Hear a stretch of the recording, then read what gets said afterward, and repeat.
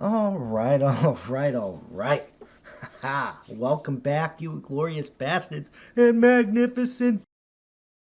It has begun! It is I, Doc Camus, and we're back for my thought of the day. How dare you! So today we're going to talk about dating and sexual marketplace value and such, because I think that's an important topic for everybody to learn. So this is not exactly news articles, but we're going to read some things that are going to lay it out on the line, because men and women are not equal, and they never will be. Winning!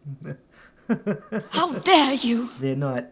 One's not better or greater than the other, but we're not equal. But let's get into this because at the very beginning of the sexual marketplace value, most of like men, and it seems like a lot of men are virgins now and stuff, which is mind-boggling to me. But because Winning! No. you hold all the cards for relationships, so stop That's how winning is done! stop settling for women in their 30s, and start slaying some cheeks. But women control access to sex. I mean, it is what it is. They're born with 100% sexual marketplace value. They set the playing field.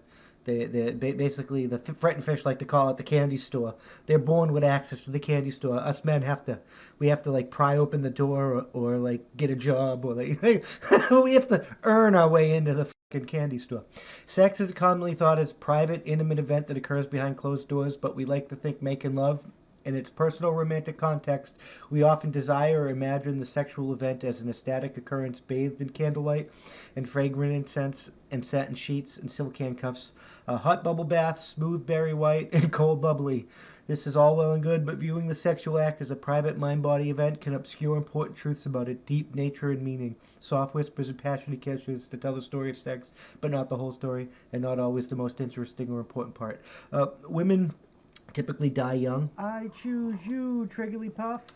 So, like, genetically, and then they get geriatric pregnancy, and that, I mean, the trends of those are slightly changing and whatnot, and women get pregnant earlier and later and later and later due to science and technology.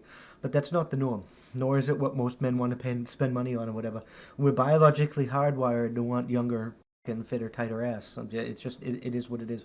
Hence the importance of scientific theorizing and observations would seek. I'm going to lay off truths on you today. I'm going to be savage with it for both men and women. Hence the importance of scientific theorizing and observations would seek to explore sexual content. And just to be that killer, because I was just that savage with women, and most of you men are trash. You're worthless. Winning! No. You have to build your, like, we hit our prime between 35 and 50. Because you have to have resources. It is the game. Most of y'all that don't want to like earn and don't want to go to the gym and better yourself and you are worthless in the eyes of women. They don't even see you. You're invisible. Winning! No. A sexual encounter from different surprising perspectives in an attempt to understand the event fully in place in private scene of surrounding social context. And we're not, and all you feminists that are screeching at me right now, you. It doesn't matter. This is not a social construct. It is biological fact. Studies and studies and studies prove it.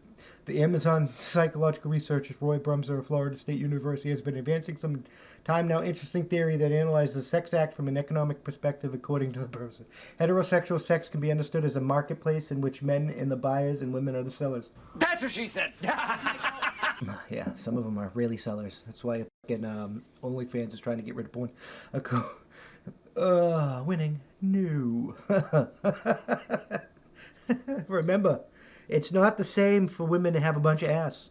The less amount of ass you have, ladies, the more value you're worth. It's just the way it is. The more ass men get, the more value they're worth. It's just the way we were biologically designed. Because you're designed to want people that are desirable and, and status and such. So that's, if you can get a bunch of ass, that's a symbol that you have that. It's not always the truth, but it's a symbol you have that. And a key that opens every lock is a master key, but a fucking lock that opens for any key is fucking useless. How dare you! Fucking Confucius say that one day, huh? Winning! According to analysis, sex is essentially a female resource. In other words, female sexual activity, much in demand, and has high social value while you're young. But that wall comes for all of you. In contrast to male activity, which is plentiful and easy to come by and therefore worthless. A woman's sexual content is a valuable asset that may condemned in high price. And the fact that you're fucking giving it away like crazy or whatnot, you're what like men. You're making your ass worthless. That's why men are asking you what you can bring to the table besides that ass now. Winning. A No. woman's sexual consent is a valuable asset that may command a high price because his sex has no value in the market. The man seeking to purchase female sex is required to bring other valuable social resources to the transaction, i.e., we bring stuff to the table. What are you bringing to the motherfucking table? Such as intention, time, love, respect, commitment, money, status, etc. What makes female sex so valuable? Why are you ladies so valuable? The ultimate reason lies with evolution. Evolutionary speaking, men's investment in the sexual act and the risk he is taking are minimal. On the other hand, minimal. On the other hand, his pleasure orgasm is guaranteed, and each sexual encounter increases his chance for more offspring. The female's investment in a sexual act, and I guess this is good for an evolutionary standpoint because we don't have all our societies and making the risk ridiculously ridiculous. The female investment is a sexual act, and the risk she is taking are, in contrast, very high. The risk of death from complications of pregnancy or childbirth. Her pleasure is not guaranteed, and having sex with multiple men does not increase her chances of getting more offspring. Therefore, sex for men is a no-risk, high-profit investment.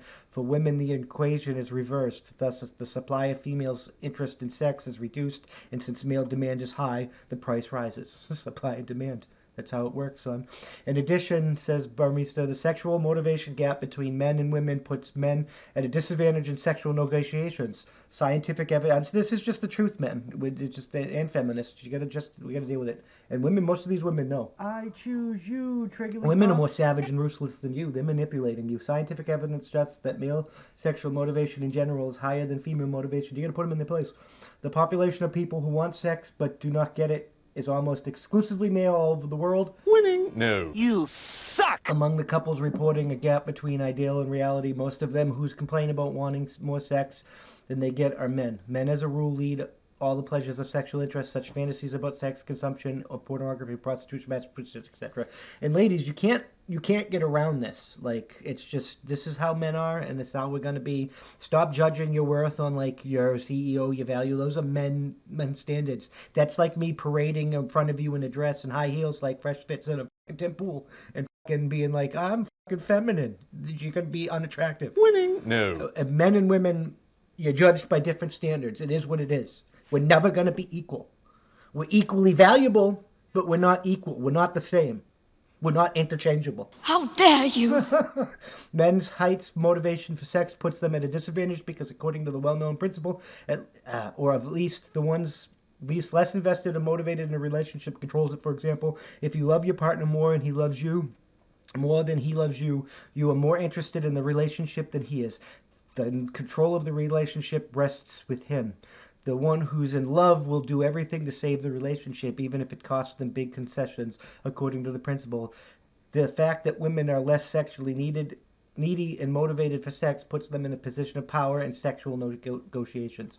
So never give your power to the fucking women, guys. Never, ever, ever give up your fucking power. Don't simp for women. It's a numbers game, guys. If the woman's not willing to give you what you're looking for in a woman, walk the fuck away. That doesn't make you fucking toxic. That makes you fucking... You have the right to have standards, too.